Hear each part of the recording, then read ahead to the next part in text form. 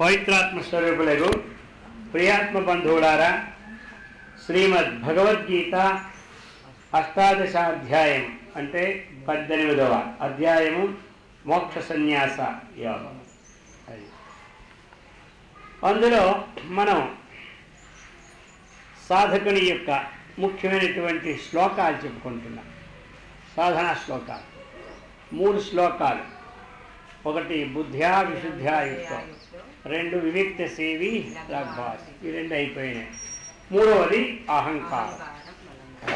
అది అన్నమాట. అహంకారం బలం దర్పం కామం క్రోధం పరిగ్రహం విముచ్య నిర్మమశ్యాంతో బ్రహ్మభూయాయ కల్పతే.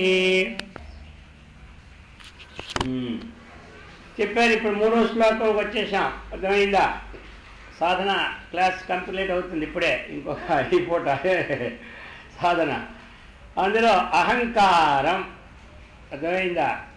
ఇది మొత్తం యోగి నుంచి భోగి వరకు పల్టీలు కొట్టించేది. ఏమంటారా? ఈ అహంకారం ఉన్నవాడు పరిస్థితి ఎలా ఉంటుందంటే, ఆ ఎత్తు కొండ మీద ఒక రాయి బెడ్ వేస్తే ఎక్కడ పడుతుంది? అది ఎత్తు కొండ మీద నిలబడి ఒక బెడ్ విసిరేసినాడు, అలా దొల్లుకొచ్చి దిగి పిండి కూడా అయిపోతుంది కొన్ని రాళ్ళు. అలా ఉంటుంది. ఈ అహంకారం అనేది అందరినీ చంపేస్తుంది. వచ్చింది బాగా. ఏమై ఆయనకి పెద్ద పీట వస్తుంది, నేను పెద్ద పీట అది పోయి ఆయనకి అహంకారం పోదు. ఇక జగద్గురువులకి నేను పెద్ద జగద్గురు, ఆయనకి అహంకారం. ఇది ఎవరిని దేవేంద్రికి నాకంటే ఎవరు గొప్ప ఉన్నాడు చూస్తుంటా అని వాడికి ఆహారం. మాట్లాడకూడదు, మీరు ఇప్పుడే ముచ్చట్లు ఎందుకు, మీ ముచ్చటగాను కానీ. కాబట్టి ఆ దేవేంద్రుడికి ఆయనకి నా ఎదురు వాళ్ళని ఆయనకి అహంకారం. అర్థమైందా? ఈ ప్రతి వాళ్ళకి చుట్టేస్తుంది. ఆవగింజ అంత వచ్చిందంటే పని, అందులో నాకంటే ఇంకెవడు వాడంటే వాడికి అహంకారం. ఏమంట బాగా వంట చేస్తే నాలా కొట్టలేదంటాడు ఒకడు. బాగా వంట చేసి కూర్చోయి నీకేంటి, బాగా వంట చేస్తే నాలా వంట ఒకడు అంటారు. ఏమంటారు? బాగా పూజలు చేస్తే నాలా పూజ చేసి ఈ విధులు ఎవడు ఉన్నాడు వాడు అంటారు. వచ్చేది కూడా. ఇంకా బాగా ఉపన్యాసం చెబితే నాలాగే ఎవరు ఉపన్యాసం చెబితే వీడు అంటాడు. అర్థమైందా? ఈ ప్రకారంగా మొత్తం మనిషికి అశాంతిని కల్పించేస్తుంది అనమాట. ఈ అహంకారం పోవడానికే ఇంచుమించు ఒకరికి 20 జన్మలు, 30 జన్మలు, 40 జన్మలు, 100 కోటి, ఇక అలా ఒక కల్పము, అలా చిత్రయుగాలు గడిచిపోతున్నా ఎక్కడేసే పొంగలంటే అక్కడే. దాన్ని ఇప్పుడు మనం అందరం ఏం చేయాలి? తీసేయాలి. అదేం చేయాలి? తీసేయాలి. ఇప్పుడు తీసేది చెత్త ముక్కలు ఉంటే ఇలా పారిస్తే అది పోద్ది. అది పోయింది కదా కంప. ఇదేంటే తీసేయాలంటే చెత్త ఇలా పడితే అయిపోయా. ఇలాగ అహంకారం తీసిపోయాడానికి వీడిపాడు. కొన్ని ఎక్కడైనా కనబడింది చెప్పండి లోపల ఉందా అంటే డాక్టర్లు కూడా పట్టుకోవడానికి అవకాశం ఈ అహంకారాన్ని. అన్నీ పట్టుకుంటారు. డాక్టర్లు కూడా ఆ లోపల ఎట్టాట అయిందో ఏది ఉందో ఎక్కడ ఆపరేషన్, ఇంకోటి అహంకారం పని ఆపరేషన్ చేయవయ్యా నాకు లేకుండా ఆ మొక్క తీసేయమంటే వాళ్ళకి చేతగా వచ్చింది. అర్థమైందా? అందుకని ఇది మనకి మనమే తెలుసుకోవాలి. మనకి మనమే తెలుసుకోవాలి. ఈ అహంకారం ఉందనుకోండి వదలదు. అన్నీ సత్వగుణమే, ఆశ్రయం పనులు చేస్తూనే ఉంటారు. అంతే మళ్ళీ అంతే. నేను వచ్చిందే ఏ పని కాకూడదు, మళ్ళీ అది అహంకారం. ఎందుకంటే నేను వస్తే అన్నీ సర్దుతాను. అర్థమైందా? ఈ పక్క రకం పాడి అహంకారాలు పంపు ముంచేస్తుంటే. అందుకని మనం దీన్ని విడిచిపెట్టడానికే మన సాధన. మన జపం దేనికోసం అంటే ఇందుకోసమే, మన దానం దేనికోసం అంటే ఇందుకోసమే, మన పూజ ఎందుకయ్యా అంటే ఇందుకోసమే, మన ఆత్మవిచారం ఎందుకయ్యా అంటే ఇన్ని సంవత్సరం ఇందుకోసమే. ఈ అహంకారం లోపల ఉంచుకుని ఏది చేసినా మనకి రాదు పని. ఇప్పుడు ఒకసారి ఏమైందంటే ఒక కుక్క అది నేల నూయలేనమాట. అది గుడ్డి కుక్క. అర్థమైందా? అది సాయంకాలం సమయం. అది వస్తే నూతులు పడిపోయేసరికి ఆ మన్నాడు ఉండిపోయింది. ఈ నీళ్ళకి తీసుకెళ్తుంటారు కదా దూరం నీళ్ళు తాగడానికి. ఆ వాళ్ళు చూశారు, ఏంట్రా అదో వాసన వేస్తుంది, నీళ్ళు చెడిపోయినాయి అనుకుంటున్నాను కానీ కుక్క అని అనుకో ఎవడన్నా. సరే మర్నాడు ఆయన ఫోన్ చేసినాడు ఎవరికి, ఆ గ్రామాధికారి. అయ్యా నీళ్ళు మురుగడైపోయినాయి, తాగలేసి వస్తున్నాము, ఆ ఊరవుతున్నా బావి. అలానా వెంటనే వాడు ఏం చేసి ఫోన్ చేసి ఒక 3 బోర్లు పెట్టి మొత్తం నీళ్ళలో తోడి వాడేరా అన్నాడు. వాళ్ళకి ఏం కావాలి తగిలించేశారు. నీళ్ళు పైపులో నీళ్ళు వచ్చినందుకు తోడేశారు. ఇక్కడ నీళ్ళు ఎప్పుడు నీళ్ళు అయిపోయినాయి, వాళ్ళకి వెళ్ళిపోయినారు. మళ్ళీ మా ఆయన అంతా చెప్పేశాడు, దొండ వేసాడు, అంతా నీళ్ళు తోడించేసినాను, ఇక మీరు మామూలుగా ఏమి తాగొచ్చాను. ఇవి తోడించేసిన తర్వాత మళ్ళీ 3 రోజులు పోయిన నీళ్ళకి వెళ్తే మళ్ళీ వాసన. లోపల ఉన్నది ఆ అహంకారం, కుక్కలాంటి అహంకారం.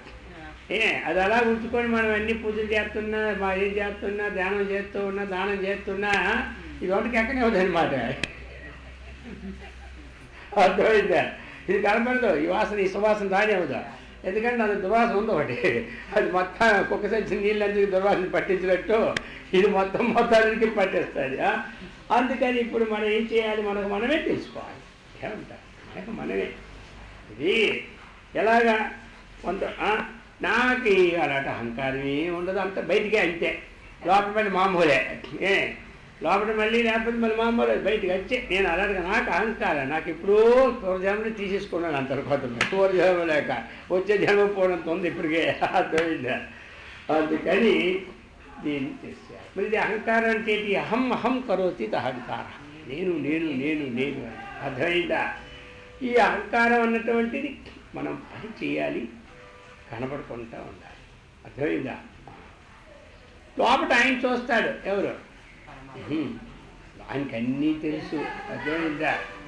ఇప్పుడు మనం అక్కడ ఉంది ఒక డబ్బా అనుకున్నాం, ఆ డబ్బాలో ₹1 వేసేసాం ఉండేదా, ఎవరు చూడలే, అది తెలీదా? తెలుసు. ఎవరు లేని ఉండేలో ₹1 తీసి మనం చాక్లెట్ తెప్పించుకున్నాం, ఇది తెలీదా? ఇది తెలుసు, అది తెలుసు. అర్థమైందా? మరి ఎవరు చూడకముందు ₹1 వేసేసినా ఆయన వెంటనే రాసుకుంటాడు, ఎవడు చూడకముందు ₹1 చాక్లెట్ తెప్పించుకున్నా ఇది చూస్తుంటాడు. అర్థమైందా లేదా? ఇది అనమాట. అందుకని మనకి ఇతరులతో సంబంధం వద్దు. అయ్యో ఎవరు చూడలేదు కదా, చూడనప్పుడే చూసినప్పుడే ఇస్తే బాగుండేమో, చూసినప్పుడు ఎవరు అందరూ కూడా అది చూసినప్పుడు అయ్యో ఎవరు లేదు, ఎవరు చూడనప్పుడు ₹1 తీస్తే బాగుంది కదా అనుకుంటారు కొందరు. అన్ని ₹1 చూడనప్పుడు ఆయన చూస్తూనే ఉంటాడు.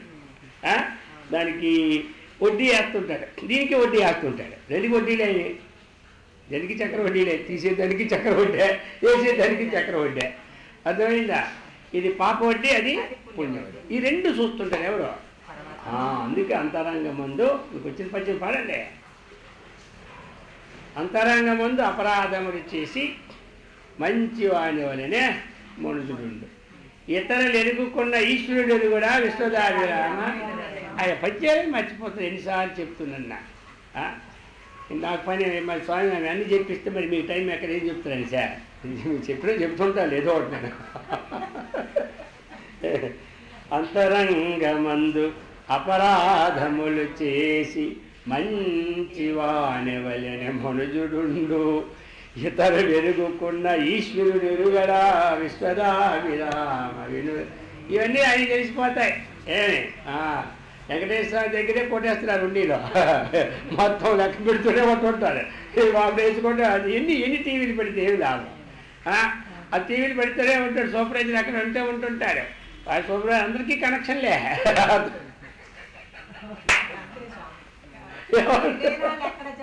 అదే అందుకు అబ్బో అక్కడ ఉండలేదు, అక్కడ వాళ్ళు తీసేస్తారా మందడి ఉద్యోగం. అర్థమైందా? అది అర్థం చేసుకుని నువ్వు సార్ అంతే. కాబట్టి అందుకే ఇంతేనయా తెలుసుకోవయా, ఈ లోకం ఇంతేనయా అన్నది. అందుకే మనం ఏం చేయాలి ఇప్పుడు, భగవంతుడి సన్నిధిలో మనం ఉండాలి. అర్థమైందా? అందుకు ఎందుకు చెప్పడం అంటే విషయము అనేక రకరకాలుగా తీసుకొస్తుంటుంది మానవుడికి. అబ్బో అందుకు మనమే చూసుకుంటున్నారు. మన ముఖం మనం అర్థం చూసుకుంటే తెలుస్తుంది. ఎంతబడి చెప్పాడు మచ్చ అన్నాడు, ఎక్కడ మచ్చ మనకు తెలియదు. మనం అర్థం చూసుకొని మన మచ్చ మనకి కనబడుతుంది. అది అన్నమాట. అందుకని ఈ ప్రకారముగా చెప్పినారు. అహంకారం, అహంకారం అన్నటువంటిది మనం పని చెయ్యాలి. అబ్బా ఈ పని ఎలా చేశారంటే ఏదో భగవంతుడు దైవాలు ఎంత పని చేశాను అనాలి. అది ఎందుకంటే లోపల ఆయన ఉన్నాడు, ఆయన లేకపోతే మనం పని చేయగలమా? ఆయన వెళ్ళిపోయాడు అనుకో గోయిందా మన పని. ఇక మనం లేదు వెంటనే పదండి పదండి ఎవరు వస్తారు వెళ్ళేవాళ్ళు రమ్మని తొందరగా, ఎందుకంటే టైం అయిపోతుంది అంటారు. ఆయన వెళ్ళిపోతే గోయిందా, ఇక అందరూ ఇటు వస్తుంటారు. అందుకని ఆయన భగవంతుడి సన్నిధిలో మనం చెయ్యాలి, పని చెయ్యాలి. పని ఎవరు బాగా చేస్తారో అర్థమైందా, వాళ్ళ పాపాలన్నీ పోతాయి.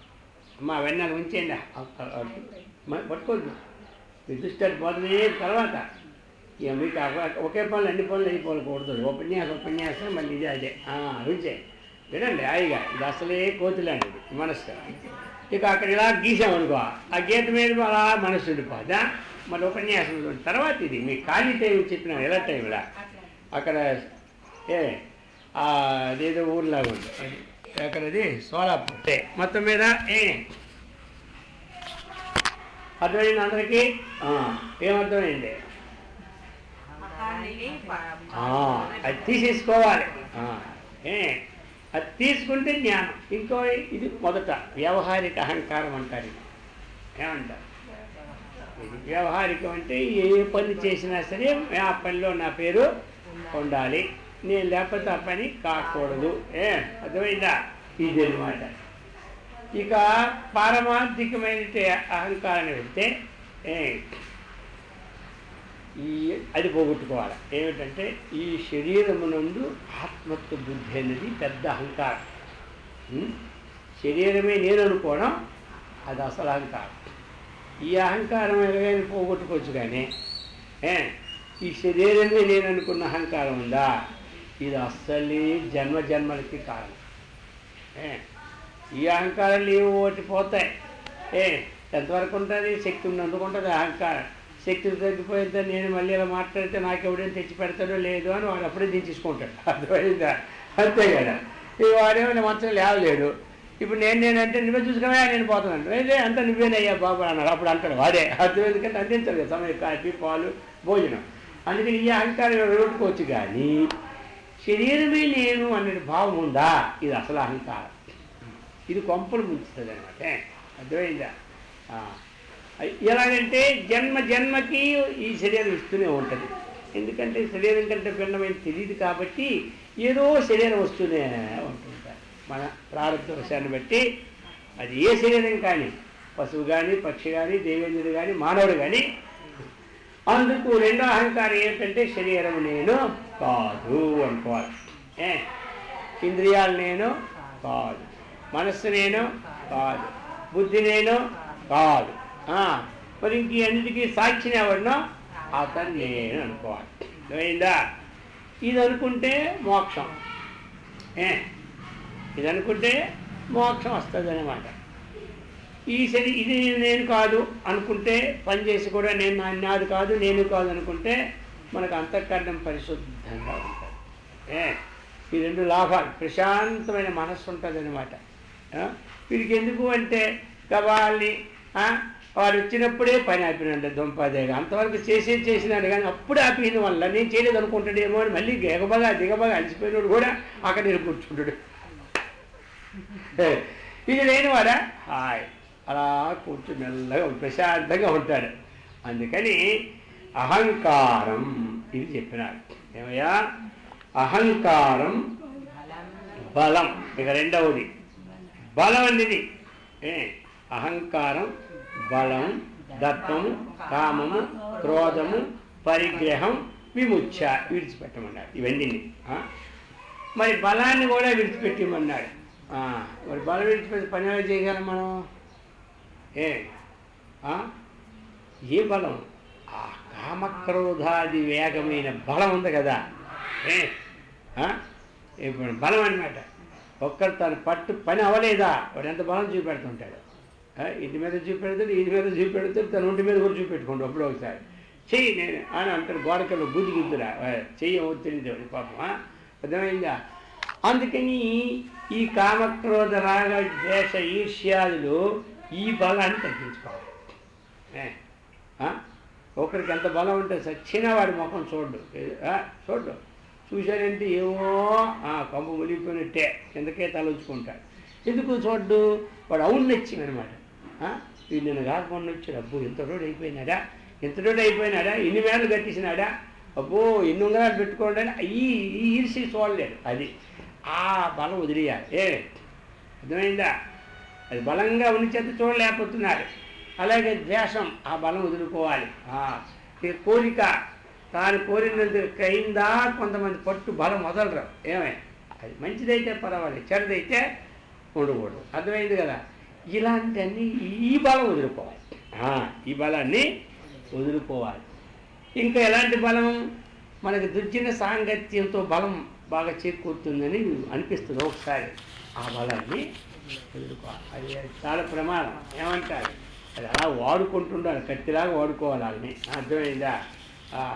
తెచ్చి పక్కన పెట్టుకున్నాడు, కత్తి ఎప్పుడు మొక్క తీసేస్తుంది అనమాట. అందుకని అహంకారం బలం. ఇంకా ఏం చెప్పాడు? దర్పం. అది ఇది అన్నమాట. ఇది కూడా మనం వదులుకోవాలి. అహంకారం బలం దర్పం. ఏంటి దర్పం అంటే ఏమిటి? ఇది కూడా ఒక పొజిషన్ అనమాట. అర్థమైందా? అది రెండు ఉన్నాయి, దర్పం ఉంది, దంభం ఉంది. అర్థమైందా? ఇక్కడ మనకి దర్పమైన దంభమైన ఒకటే. అది కానీ వాడు రెండు ఇచ్చేసినాడు. అర్థమైంది కదా? ఇది ఏమిటంటే ఒకటి ఒక గర్వకారణం ఒకటి ఉంటుంది దీంట్లో. అర్థం నా ఎంత వాడు. ఇక రెండవది ఏమిటి తెలుసా? ఏం చదివిన 10 ఏం చదువుకున్నా, అది ఎప్పుడో నా పిహెచ్డి అయిపోయింది అంటాడు. ఇది ఎప్పుడో అయిపోయింది అంటాడు అనమాట. హైదరాబాద్ వెళ్ళి ఎన్ని ప్లాట్లు అయ్యో కింద సంవత్సరం 23 కొన్నా, ఈ సంవత్సరం 33 అంటాడు. అది 1 ప్లాట్ ఒకటే. నీ సంపాదికి మొత్తం ఇవి 66 అయిపోయి 56 అనుకుంటాడు వాడు. ఇదే అనమాట. ఇదంతా అసలు తక్కువ, ఆయనైనా ఎక్కువ. అలా తక్కువ అనమాట. అందుచేత ఇలాంటి గుణాన్ని కామం క్రోధం పరిగ్రహం. ఇక కోరిక ఉండాలి, కానీ ఆ కోరిక చెడు కోరిక ఉండకూడదు. ఇప్పుడు మనకి ఎలాంటంటే చిన్న కుర్రవాడు తెలియక ముందు కొన్ని చెడు కోరికలు ఉంటాయి. చెడు కోరికలు అంటే ఏంటి? చాక్లెట్లు వద్దన్నా తింటూనే ఉంటాడు. అని ఎంత జబ్బు ఉందో తెలియదు. అది తెలియదు పాపం. ఆ దొడ్డికి వెళ్తాడు, అదే నోటికి రాసుకుంటాడు. అర్థమైందా? ఆ కనబడిందంతా రాసుకుంటూనే ఉంటుంటాడు. ఇది ఏంటిది? తెలియక.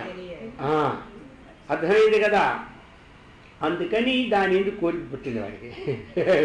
తెలియని కోరిక అది. తెలియని కోరిక. కాబట్టి మనము కోరిక ఉండొచ్చు, కానీ అది వేద నిషిద్ధమైన కోరికగా ఉండదు. అర్థమైంది కదా? ఆ కోరికని జయించాలి మనం.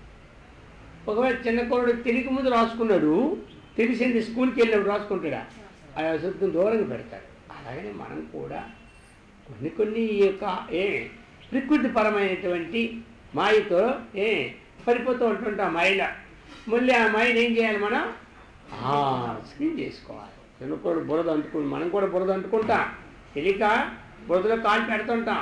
ఇప్పుడు తెలిసిన తర్వాత ఆ కాలాలు ఉంచుకుంటామా? మట్టేసి అయ్యయ్యో రామరామ, అయ్యయ్యో రామరామ అని కడుక్కోవాలి. మళ్ళీ కడిగి అదే తోవలో బోధలు తెలిసి మాటికి బోధలు పెట్టి మొదలు కడుక్కోవడం కాదు. అర్థమైందా? అది ఒకసారి పెట్టి రామరామని అంతే. అగ్గి పట్టుకొని రామరామ అంటే కాలుతుంది. మళ్ళీ తెలిసి మళ్ళీ పట్టుకుంటాడు. అది అనమాట. అందుకని మనకి ఉన్నటువంటి కోరిక సహజమైన మంచి కోరికలు అలవాటు చేసుకోవాలి. అర్థమైందా? అది కోరిక వద్దని చెప్పలేదు. ధర్మానికి విరుద్ధముగా కోరికను నేనే ఉన్నానన్నాడు కదా ఎవరు? పరమాత్మ. ధర్మావిరుద్ధో భూతేషు కామోస్మి చెప్పినాడు కదా. కోరిక వద్దాను. కోరుకోవాలి. పిల్లలు బాగుండాలి, వాళ్ళు అమెరికాలో చదవాలి, అర్థమైంది. ఇవన్నీ కోరికలు తప్పేమో చెప్పు. మనం ఏదో 2-3 ఇల్లు కొనుక్కోవాలి, అర్థమైందా? కొడుకో ఇల్లు పెట్టుకోవాలి, మనకు ఇల్లు ఉండాలి, ఇవన్నీ కోరుకోండి. ఇవి పెద్ద తప్పులు కావు, అర్థమైందిగా. ఈ కోరిక వేద నిషిద్ధమైన కోరికలు ఉండకూడదు. అది ఇప్పుడు ఒక ఆహారం, మాంసాహారం, అది మనం తినాలి. మద్యపానం అది త్రాగాలి. ఇతరుల డబ్బు ఎలాగైనా సరే మనం కొట్టాలి, అది ఉండకూడదు. ఇతరులు నష్టపరచాలి, ఇవి మనకొద్దు. ఇతరుల ఔన్నత్యాన్ని చూసి ఎవరు సంతోషిస్తారో వాడి మానవుడు. గుర్తు వస్తుందా? పూర్వజన్మ పుణ్యం ఉంటే కదా ఇప్పుడు ఈ మనకి ఈ జన్మలో ఒక ధనము కానీ, ఒక కీర్తి కానీ, ఒక మంచి కుటుంబం కానీ, ఒక మంచి రూపం కానీ, ఒక 100 సంవత్సరాల ఆయుష్ కానీ, ఇవన్నీ ఎక్కడి నుంచి వస్తాయి? మనం పూర్వం చేసినటువంటి ఆ పారాయణలు, ఆ పూజలు, ఆ జపాలు, ఆ ధ్యానాలు, ఇవి మనకు వచ్చేదే. ఎక్కువ వచ్చేది ఏం వస్తుంది? ఇదే మనకు వచ్చేది. అది ఎక్కడ పోదు, మనకు వస్తుంది, ఐశ్వర్యప్రదంగా మారిపోదు. మోక్షం కలిగినప్పుడు ఇవన్నీ వదిలేస్తాయి. ఇంకెందుకు మోక్షం వచ్చేది? ఇవన్నీ ఎందుకో? ప్రధానమంత్రి పోస్ట్ వస్తే ఇంక కలెక్టరు ఈ క్లర్క్ పోస్టులు ఎందుకు మన దండగా? అర్థమైందా? ఇంకా అప్పుడు మరి క్లర్క్గా ఉన్నాడు ప్రధానమంత్రి. ఇప్పుడు అడుగుతాడు, నేను ఈ క్లర్క్ పోస్ట్ వద్దునా మానేద్దునా, ఇదే నాకు చాలా జీవనోపాధి అయింది అంటుంటాడు. నీ దుంపాదిగా నీ ప్రధానమంత్రి వస్తే ఇంకేం క్లర్క్, నీకెందుకు 1000 మందికి ఎక్కడ ఉంటారు అని చెప్తే అప్పుడు పోతాడు. అర్థమైందా? ఆ విధంగా మోక్షం వచ్చిస్తే ఇంకేందుకు ఇవన్నీ పనులు, కలెక్టర్ పనులు. అందుకని అది చెప్తున్నాడు. అందుకు మనం ఏంటి కోరుకోవాలా? కోరిక ఎప్పుడు లోకంలో అందరూ బాగుండాలి. లోకా సమస్త అది ఏం చెప్పాడు శ్లోకము? దుర్జన సజ్జనో భూయాత్ సజ్జన శాంతిమాప్నుయాత్. మనం కోరుకోవాలి దుర్జనుడు కూడా సజ్జనుడు కావాలి, సజ్జనుడు శాంతియుతంగా ఉండాలి. దుర్జన సజ్జనో భూయాత్ సజ్జన శాంతిమాప్నుయాత్. కాబట్టి ఈ కోరిక మనం కోరుకోవాలి. మనం వాడు చెడిపోవాలంటే చెడిపోతాడా? ఈ స్తంభం నువ్వు బద్దలైపోద్దా? అదేం బద్దలదు, అంతే. అలాగే అన్నమాట. మనం బద్దలైపోయి ఈ స్తంభం బద్దలైతే మనం వాడు చెడిపోతాడు. మీకు అదే నువ్వు రాయి పెట్టుకోండి, రాయా నువ్వు బద్దలేవు అని ఉండే, వీడు బద్దలైపోయినది నీ మాట మీద, అప్పుడు వాడు చెడిపోతాడు. నీకు ఈ రాయి బద్దలవాడు మామూలువా? ఎంత తపస్సు ఉండాలి రాయి బద్దలవ్వాలంటే? ఎంత తపస్సు రాయి బద్దలు కొట్టి మనము సంవత్సరం చేసిన తపస్సు నేను అనగానే రాయి బద్దలైపోవాలి కాక బద్దలైన ముక్క అయింది అనుకో, ఈ సంవత్సరం తపస్సు అది బాగుంది. ఎందుకు? ఒక సమిటి తెచ్చి 2 ముక్కలు వేస్తే 2 ముక్కలు అయిపోయింది దానికి. నీ తపస్సు దానికి ఎందుకు పని లేక? కొంతమంది అంటాను, నేనేం తెలిసినా నీకేం చేస్తా చెప్పించేస్తాను, నువ్వు చెప్పించు ముందు ఆ స్తంభాన్ని చెప్పించు, నువ్వు స్తంభము 3 ముక్కలు అవ్వాలి చెప్పించు, అప్పుడు నన్ను చెప్పించు బాగుంటాయి.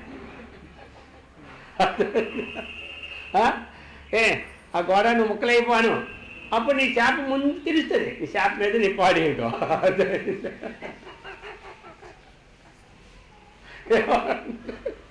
సరేలే, కొంచెం భయపెట్టడానికి అన్నీ పర్వాలేదు అనుకోండి, ఎందుకంటే మనుషులు జరరు, అందుకని అన్నీ పర్వాలేదు. కానీ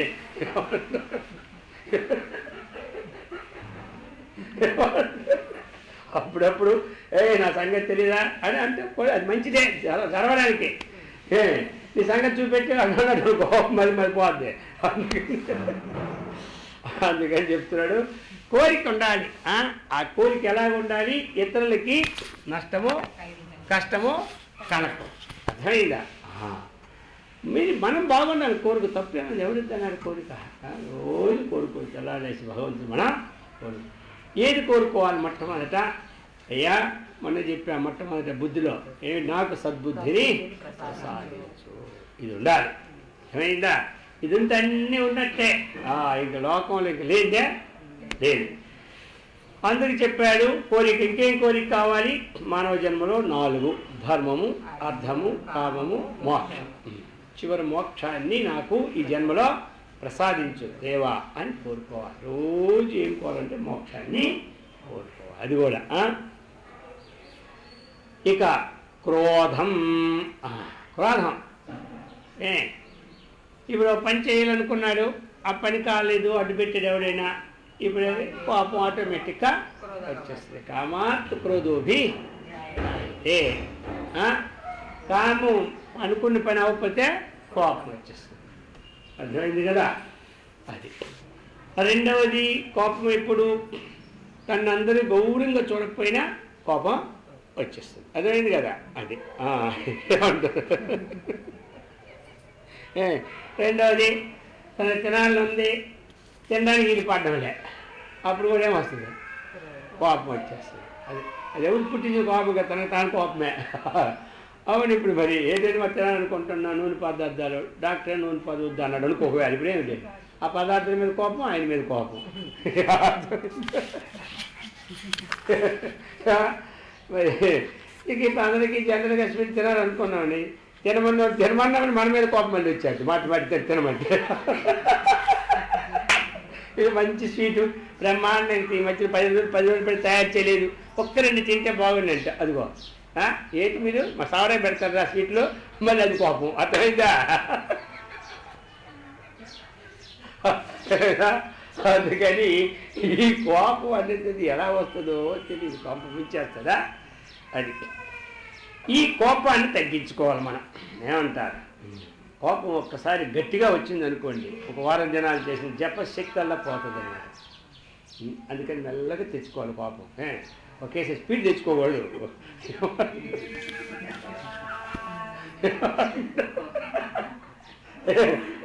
ఆ కోపాన్ని మెల్లగా తెచ్చుకోవాలి.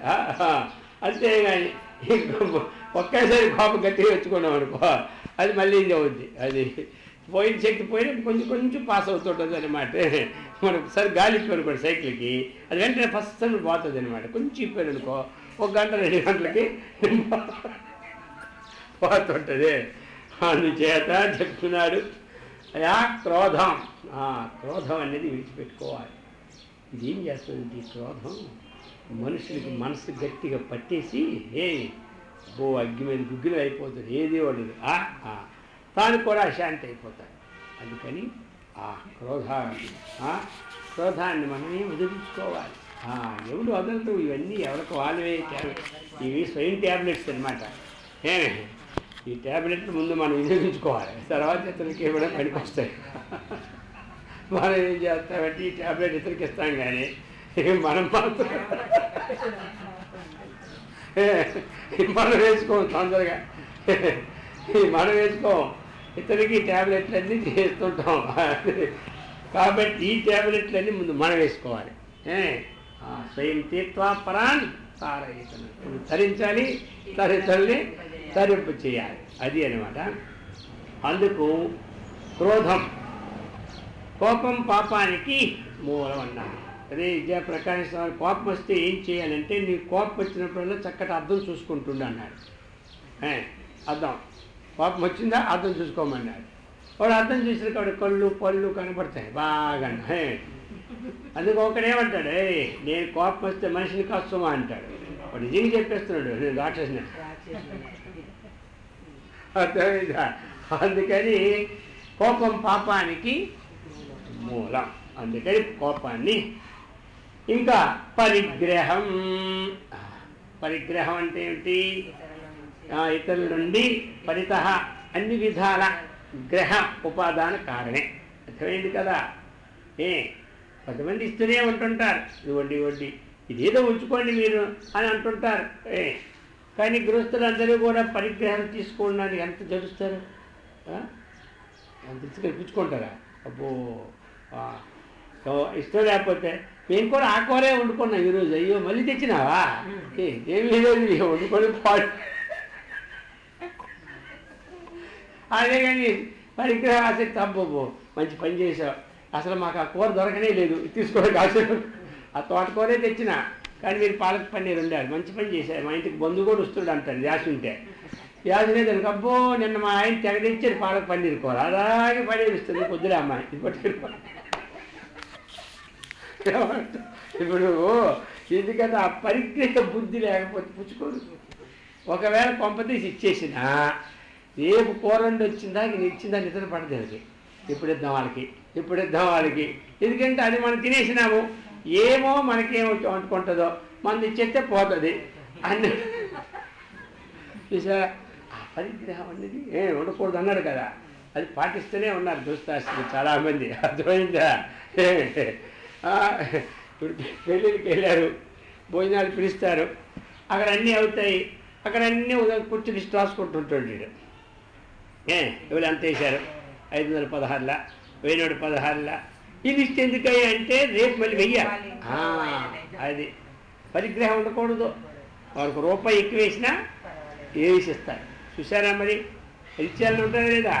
పూర్వం ఎందుకు పెట్టేవారంటే డబ్బులు లేక ఇబ్బంది అయిపోయింది అన్నమాట.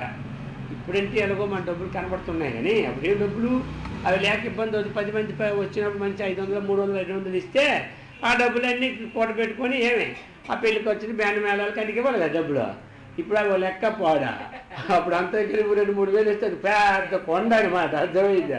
ఇప్పుడు 2000 ఏముందిలే, ఆ పెళ్లి కొడుకు బూట్లకే రావడం లేదు.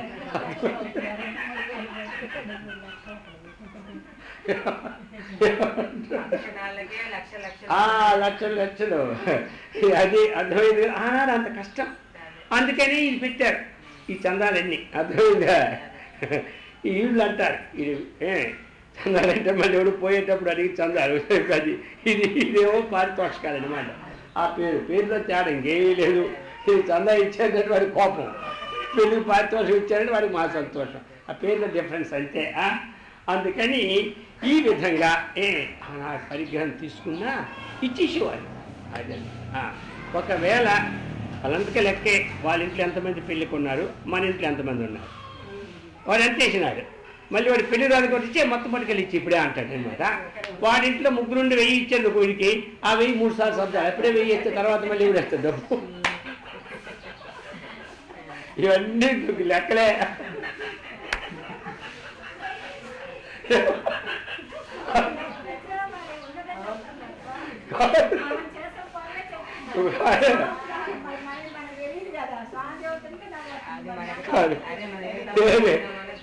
కాబట్టి ఇదంతా ఏమిటంటే చెప్పుకోవడం ఆ పరిగ్రహం. అందుకని అంత జాగ్రత్తగా ఉంటున్నారు. అందుకని పరిగ్రహ బుద్ధి అంటూ ఉండకూడదని చెప్పింది శాస్త్రం. ఎందుకంటే ఈ పరిగ్రహ బుద్ధి అనేటువంటిది ఎలాగే తెలియదు కదా, మనసుకు అంటుకొని వదలదనమాట. అందుకే అది ఇక ఇంతవరకు అయింది. ఇక ఇప్పుడు ఆశ్రమాలు పరిగ్రహం కలిగి బంగారు కిరీటాలు ఇక ఇలాగ చూస్తే ఎలా ఉంటాయి, బ్రహ్మాండం. అక్కడి నుంచి ఇక్కడ ఒకటి ఇదంతా బంగారం మయం బాటలాగా ఉంటుంటాయి. ఇవన్నీ ఎక్కడి నుంచి వస్తున్నాయి? అందరికి గృహస్థులు ఇచ్చినవే. ఇప్పుడు ఆశ్రమంలోనున్నా ఎక్కడున్నా డబ్బులన్నీ వాళ్ళు తెచ్చి వాళ్ళ తాతగారి దగ్గర తెచ్చింది లేదు. ఏమంటారు? ఇదంతా గృహస్థాశ్రమించి. అందుకని ఆ పరిగ్రహం అన్నటువంటిది సద్వినియోగం చేసుకోకుండా ఉంటే, సద్వినియోగం చేయకుండా ఆశ్రమాలు స్వీకరిస్తే మళ్ళీ వీళ్ళకి అతపతనమే కారణం. అయిందా? మళ్ళీ అది పాపము రావడం, బుద్ధి భ్రష్టమైపోవడం. అర్థమైందా? మళ్ళీ ఆ బుద్ధి భ్రష్టమైపోయి తినకూడదు. అది మళ్ళీ అలాగా పాము నోట్లో పడినటువంటిది. ఆటలాడినప్పుడు మళ్ళీ ఎక్కడికి వస్తుంది? తోక దగ్గరికి వచ్చేటట్టుగా ఆ పైకి ఎక్కడం రావడం. అర్థమైందా? అందుకని ఎక్కువ పరిగ్రహం వండుకోవాలి. సరే, ఇప్పుడు అందరూ ఇస్తుంటుంటారు పరిగ్రహం ఏదో ఒకటి. మరి కొన్ని పరిగ్రహాలు తీసుకున్నప్పుడు కొన్ని దోషాలు కూడా ఉంటాయి. అందుకని చాలామంది ఇంటికి వెళ్ళిన తర్వాత అమ్మాయి తినండి అంటారు అనుకోండి. ఎవరైనా గృహస్థులు వెళ్ళినప్పుడు, అబ్బా నేను ఉపవాసం పాడులే, అది తినడానికి ఇష్టంలే. అర్థమైందా? ఏమో అది ఎలా వండినారో, అది ఎలా తీసుకొచ్చినారో, అలా ఆయన ఎక్కడ కొట్టుకొచ్చినాడో, మళ్ళీ అది నేను తిన్నానంటే నాకు ఆ పాప ఎక్కడ వస్తుందో అని ఈ ప్లాన్లు చేసుకొని అబ్బో నేను 3 రోజులు పెట్టి ఉపవాసమే అంటాడు. అంతే, చూసే తప్పించుకుంటాడు అనమాట. ఇలాగా ఆ పరిగ్రహంలో ఉన్నటువంటి దోషం వస్తుంది. అది అనమాట. సరే, మహర్షి మలయాళం వాళ్ళు తెప్పించుకుంటారు, మన ఎలా తెప్పించుకుంటామని ఎవరు అడిగారు. ఆశ్రమం ఎలా తెప్పించుకుంటారు? అందుకని చక్కగా మీరు పారాయణ చేస్తే ఆ లోపల ఏమున్నాయో భగవంతుడికి మనకెందుకు ఏమి అర్థమైందా? నువ్వు పారాయణ చేసి ఆ అన్నాన్ని చక్కగా బ్రహ్మార్పణ చెప్పి అది తిన్నావు అనుకో, నీకు ఆ దోషమే అర్థమైందా? సర్వం బ్రహ్మార్పణ. ఆయన నుంచే పుట్టింది, పాపం అయిందే. కొన్ని అలాగని చెప్పి మొత్తం దానికి ఇచ్చింది కాదు, చెప్తున్న విషయం. అందుకని ఈ ప్రకారముగా ఈ అనుష్ఠానం చేసుకోవాలి. వాళ్ళు జపము, ధ్యానము, పూజ కొంత క్రియ చేసుకొని ఆహారం తింటే ఆ ఆహారం అంతా బంగారమయం అవుతుంది. అందుకని పరిగ్రహం. అందుకే పెద్ద సోదరికి అడిగారట, మరి ఎంత డబ్బులు మీరు కూడా తీసుకుంటున్నారు కదా, ఎవరో ఆస్తి తీసుకొని మళ్ళీ బ్రహ్మచారిని పోషించాలి. తను ఒక్కరికైతే అంత డబ్బు వద్దు, ఆస్తిము 10 మందికి ఉపయోగపడాలి కాబట్టి మన పోషణకు ఉండాలి కాబట్టి దోషము లేదు. వస్తారు, చదువుకుంటారు, చదువుకి ఇవ్వాలి, సంస్కారంకి ఇవ్వాలి, అన్నీ ఉండాలి కదా, అందుకని పర్వాలేదన్నమాట. అది అహంకారం బలం దర్పం కామం క్రోధం పరిగ్రహం విముచ్య. ఇది విడిచిపెట్టాలి. ఇంకేం విడిచిపెట్టాలి? నిర్మమః. ఇంకోటి చెప్పినాడు నిర్మమః అన్నాడు. పైనేమో అహంకారం అన్నాడు, కిందనేమో మమకారం అన్నాడు. ఈ మధ్యలో ఇవన్నీ పెట్టినాడు. గుడ్స్ ఆ పక్కేమో ఇంజిన్, ఈ పక్కేమో ఏమి గార్డు. అర్థమైందా? ఈ మధ్యలో బలం దర్పం కామం క్రోధం పరిగ్రహం పెట్టలేనమాట. అర్థమైందా? ఇక 5 రోజులు గార్డు ఊపుతూ ఉంటుంటాడు, పోతూ ఉంటుంటాడు ఈ పెట్టుబడిని. అందుకని చెప్పాడు నిర్మమః అన్నాడు. అంటే మమకారం లేకుండా ఉండమన్నాడు. ఇంతవరకు అన్నీ బాగున్నాయి కానీ ఇది అవుతుందా, ఇది ఎవరి వల్ల అయ్యే పని అని మళ్ళీ ప్రశ్న వచ్చేస్తుంది. అహంకారం అంటే ఇప్పుడు వదులుకుంటాం, కానీ మమకారం అది వదిలి చావనే చావదు కదా అని అంటారు. అంటారు ఈ మమకారం వదులుకోవడమే కష్టం, అహంకారం వదులుకోవచ్చు. నే కాది లేదు, మమకారం వదలంటే ఇది మళ్ళీ గొప్ప పని. అందుకే చివరిలో పెట్టాడు, లాస్ట్లో దుప్పు అలా దులిపొచ్చాడు మొదలు పెట్టే కదా. అందుకు మమకారం. మమకారం అంటే ఏంటి? ఇప్పుడు మమ అంటే నాకు సంబంధము, నాకు మమ అంటే నా యొక్క అంటే కదా, అందుగా చెప్తారు కదా మమ అనుకో అంటారు. అన్యాయం చదివినా నువ్వు మమ అనుకో అంటాడు. మమ అంటే మీరు అందరూ మమ అనుకోండి అంటారు లేదా? ఆ మమ అనే మాట ఇప్పుడు కాబట్టి అనుకోవడం మనమే, వదిలించుకోవడం మనం. ఇప్పుడు ఆ మమకారం, ఈ ఉపకారం ఎలాంటిదో ఆ మమకారం అలాంటిదే. ఇది కొంప తెస్తుంది, అది కొంప తెస్తుంది. అందుకని అది మమ కరోతి మమకార అంతా నాకు సంబంధము, నాది అన్నదంతా మమకారం. ఇది ఎలాగ మరి? ఇప్పుడు ఇది లేకపోతే నాకు సంబంధం కాదన్నారు కండి. ఇప్పుడు ఇది నాది కాదు అన్నారు అనుకున్నాను. ఇక్కడ కూడా అడిగారు ఇది ఎవరిదండి అంటే, ఇప్పుడే భగవద్గీత చెప్పింది మమకారం వదులుకోమని, ఇది నాది కాదు అనేసి అనుకోవాలి. అయితే నేనే మర్చిపోయాము నిన్న, అటు పడిపోతున్నాను. అర్థమైందా? ఇప్పుడు కూర్చోదా? అందుకే ఎవరిదంటే నాది అనాలా, ఏది నాది అనాలి. అదే ఇందాకే చెప్పారు భగవద్గీత, ఇంటికెళ్ళి చెంబు నాది కాదు, బిందు నాది కాదు, పొయ్యి నాది కాదంటే ఇప్పుడు పోయింది, అందుకు పడిపోతారు. అందుకని ఇది నాది అనాల. నాది అంటే తప్పేం లేదు. అయితే ఏ నాది? ఇక్కడ నాది అన్నప్పుడు నా అనే శబ్దం పరమాత్మని చేస్తారు. పరమాత్మకి సంబంధం ఏమి లేదు. కాబట్టి శరీరానికి సంబంధమైనటువంటిదే మనం అనుకున్నది. పరమాత్మకి నాది లేదు, నీది లేదు, వస్తువే లేదు. అర్థమైందా? అందుకని ఇది నాది అనుకున్నా ఏమి అంతఃకరణ ఏదైతే సాక్షి ఉందో ఆ సాక్షి స్వరూపమైనటువంటిది నాకు సంబంధము కాదు. మరి దేవుడు ఎందుకు వచ్చిందంటే, జగత్తులో వ్యవహారం నడవడానికి భగవంతుడు వస్తువుల్ని సృష్టించాడు. కాబట్టి ఈ సొత్తలు ఎవరిది? భగవంతుడు. ఈ సొత్తు ఎవరిది? భగవంతుడు. ఆ భగవంతుడు ఈ సొత్తు మనకిచ్చి కాపలా ఉంచాడు, కాపలా పెట్టాడు ఆయన మనకిచ్చి. ఇప్పుడు మన దీనికి ఎవరు? కాపలాదారులు. కాబట్టి కాపలావాడు నాది అంటేనే చెల్లుతుంది. అర్థమైందా? అందుకని ఆ రూపంలో ఈశ్వరుడు సొత్తు నా దగ్గర ఉంది కాబట్టి ఇది నాది కాదంటే వాడు పట్టుకుపోతాడు. కాబట్టి నాది అనుకుంటున్నాను అనుకోవాలి. వాస్తవంగా నాది కాదు. ఇది ఎక్కడ వస్తుంది? ఈ ఆత్మవిచారణ చేసినోడికి వస్తుంది. కానీ లేకపోతే ఇన్ని చిక్కులు ఎందుకు డైరెక్ట్ ఇది నాది అనుకుంటూ కాదంటే ఎవరికి వస్తుంది? ఇదేదో నాదట, నాది కాదట. ఇది ఆఖరికి ఎంతో ఇక్కడికి కానీ వేదాంతంలో ఇదంతా ఈశావాస్యమిదగం సర్వం, ఈశ్వరుడు సొత్తు, ఇది మంది కాదు. మరి బ్యాంకులో ఉంటాడు, అంతా నాదే అంటాడు, క్యాషియర్ డబ్బు మొత్తం, మేనేజర్ కూడా నాదే అంటాడు, కానీ ఏమి సంబంధం. అలాగా ఇదంతా ఈశ్వరుడు సొత్తు, నన్ను నియమించాడు కాబట్టి అని అనుకోవాలి. అది అప్పుడు మనకేమవుతుందంటే ఒకటి, ఇది వస్తువులతో అయింది. ఇక మమకారం, నిజంగా మనం ప్రేమిస్తున్నాం, అర్థమైందా? మమకారం అంటే ఏంటి? ప్రేమ, నాకు సంబంధమైన దాని ఎందుకంటే ప్రేమ ఉంటుంది. నేను ఇప్పుడు ప్రేమ ఉండదు కదా. నిజంగా మనం ప్రేమిస్తున్నామా అందరినీ? అబద్ధంగా ప్రేమిస్తున్నామా? ప్రేమలో ఇన్ని ఉంటాయా స్వామి అంటారు. నిజం ప్రేమ ఉంటుందా, అబద్ధం ప్రేమ ఉంటుందా అని మళ్ళీ మీరు అడుగుతారు. మీకు ఆ సంగతి తెలియదేమో, నిజ ప్రేమేమో అబద్ధ ప్రేమేమో అది మాకు తెలుసులే అంటారేమో. కాబట్టి ఏమే నిజంగా మనం ప్రేమిస్తున్నామా? కొడుకు తల్లి ప్రేమిస్తుంది, అది తల్లి కొడుకుని ప్రేమిస్తే తల్లి సుఖం కోసమా, కొడుకు సుఖం కోసమా? కొడుకు సుఖం కోసం. ఇప్పుడు ఒక పండు, మనం పండుని ప్రేమించాం, ఒక మామిడి పండుని, మంచి పక్క ఏదది చెరుకు రసం. ఇప్పుడు దాని సుఖం కోసం మన సుఖం కోసమా? అది అర్థమే తగ్గినండి. ఇలాగే కొడుకుని ముద్దు పెట్టుకుంటాడు, వాడికి సుఖం, ఈ సుఖమా? వాడి కొడుకు నొప్పులే సప్తం గెలుపుస్తూ ఉంటున్నా ఈ లోపలికి వచ్చింది కూడా.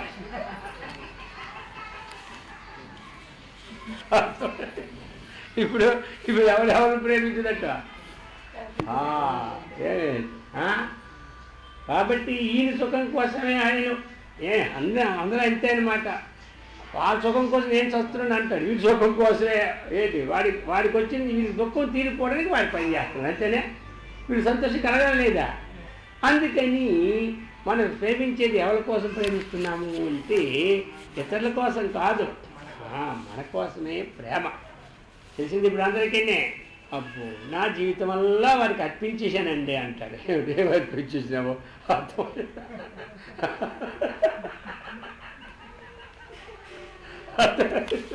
అందుకని మనము ఏదైతే ప్రేమిస్తున్నామో ఆ వస్తువు కాదు, మన ప్రేమకి. ఎందుకు మనం ప్రేమించుకున్నప్పుడే, అర్థమైందా? ఆత్మ ప్రేమ అన్నమాట, నిజమైన ప్రేమ అదే. కానీ ఇప్పుడు నిజంగా ప్రేమిస్తున్నాము అనుకున్న ఒక శరీరం ఉంది, శరీరంలో చైతన్యం ఉంది, ఈ వివేకం లేదు. ఈ వివేకం లేనప్పుడు మనం ప్రేమిస్తున్నాము ఒక వ్యక్తిని. ఆ వ్యక్తిని ప్రేమించినప్పుడు దేన్ని చూసి ప్రేమిస్తున్నాము? శరీరాన్ని చూసి ప్రేమిస్తున్నామా? అతిరేక వేదన ఉన్నదని ప్రేమిస్తున్నామా? శరీరాన్ని పెట్టే కదా ప్రేమిస్తున్నా. మరి శరీరాన్ని పెట్టి ప్రేమిస్తే ఎల్లప్పుడూ శరీరం మీద ప్రేమ ఉండాలా? శరీరంలోని చైతన్యం పోయిన తర్వాత ఇప్పుడు మనం ప్రేమిస్తున్నావా? ప్రేమిస్తున్నావా? మరి ప్రేమించండి. ఇప్పుడు దేన్ని ప్రేమిస్తున్నాము? మరి అంతకుముందు ఏమనుకున్నాం మనం? అనుకున్నాం. ఇది మరి ఏ ప్రేమ నిజమైంది? ఆ ప్రేమ, ఈ ప్రేమ? ఇప్పుడే పోయిన తర్వాత ఉన్నప్పుడు ప్రేమ నిజం సత్యమా అసత్యమా?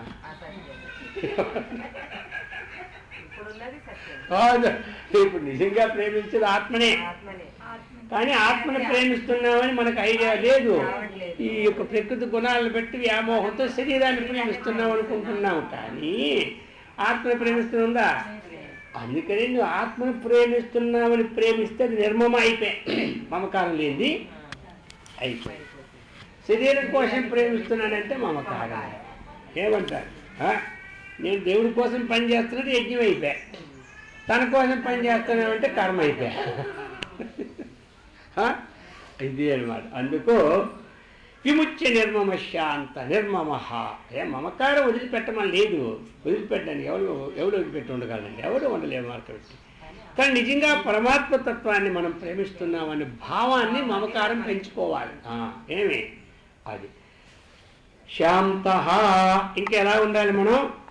శాంత అంటే ఎవరు? శాంతుడు అయి ఉండాలి. శాంతం అంటే సామాన్యమా? అందరికీ నువ్వు శాంతంగా ఉండు అని చెప్తాడు, కానీ వీడికి మాత్రం కోపం పోదు. అందరికీ చెప్పడం ఎందుకంత కోపం, శాంతంగా ఉండకూడదా అంటాడు. అర్థమైందా? వీడికి మాత్రం ఉండదు.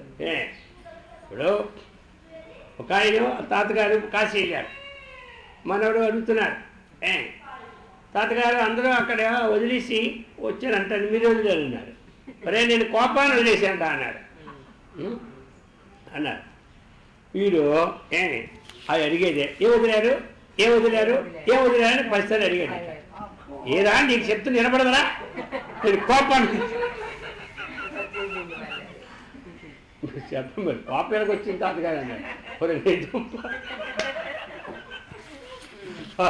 వదిలేసిన కోపానికి వచ్చి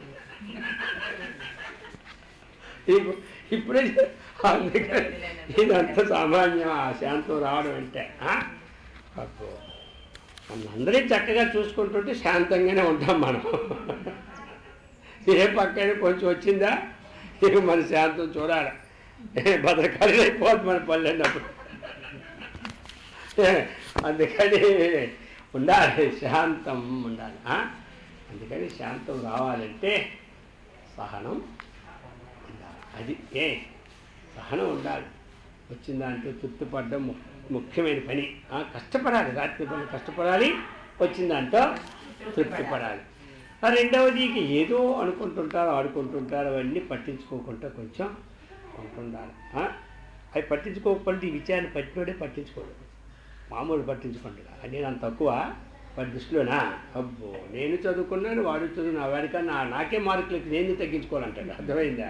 అందుకని ఈ దృష్టి పోయినామంటే శాంతి దొరకదు. ఈ ఆధ్యాత్మిక దృష్టి పదవిలోనికి కానీ తగ్గిన వాడికి శాంతి సుఖం దొరకదు. అందుకే శాంతము లేక సౌఖ్యము లేదన్నా. శాంతి రావాలి అంటే మనో నిగ్రహం కావాలి. అంతఃకరణం ఎవరికైతే శమము స్వాధీనం అయిందో అంతరించి నిగ్రహం, వాడికి శాంతి వస్తుంది. అగ్ని మీద నీళ్లు పోసినప్పుడు ఎలా చల్లగా ఆరిపోతుంటుందో వీడి మీద ఏది పడినా అలా చల్లగా ఉంటాడనమాట. అర్థమైందా? అందుకని ఈ శాంతాన్ని మనమే అభ్యాసం చేసుకోవాలి. శాంతిమై మోక్షం.